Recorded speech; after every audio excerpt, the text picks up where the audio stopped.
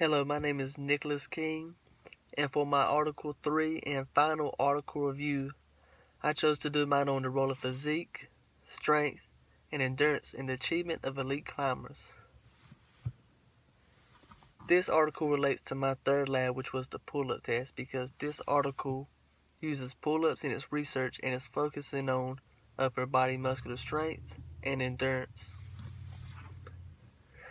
If you do not know what muscular endurance is the ability of a muscle or group of muscles to sustain repeated contractions against a resistance for an extended period of time.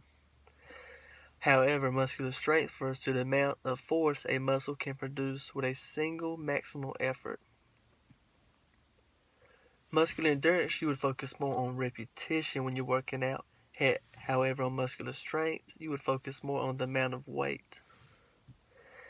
Now, getting to my research, the purpose of this study was to determine the principal motor and somatic components for elite climbers. Now, the methods of this research was conducted. They had 20 climbers and split them into two groups. The first group was the advanced climbers, and then the overall best were your elite climbers. These groups were determined by their climbing levels according to the International Rock Climbing Research Association. Next, the climbers were measured.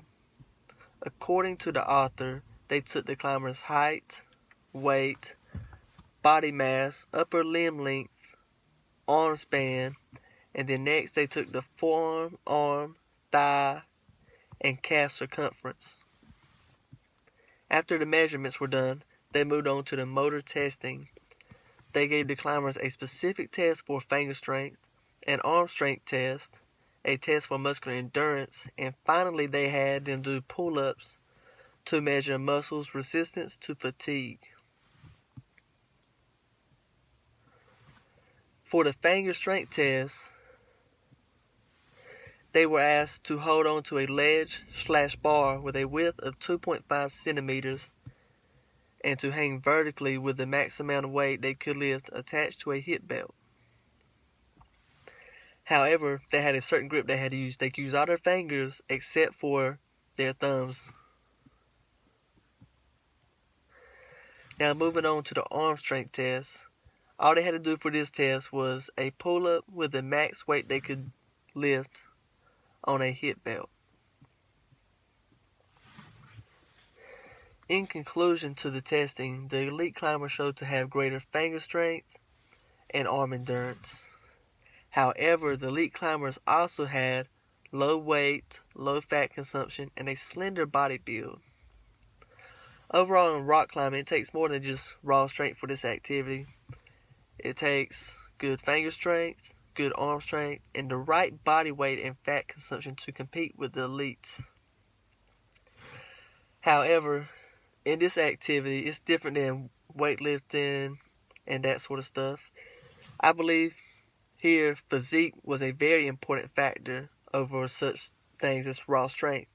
This is an activity where you're not pushing heavy weight like you're benching or you're squatting. This is an activity of endurance and certain muscle groups. You're focusing on the upper body strength and endurance. And you're not pushing heavy weight, you're lifting your own body weight up. That's why your arm and finger strength is important, and also your body type, your fat consumption, your weight is very important in this type of activity.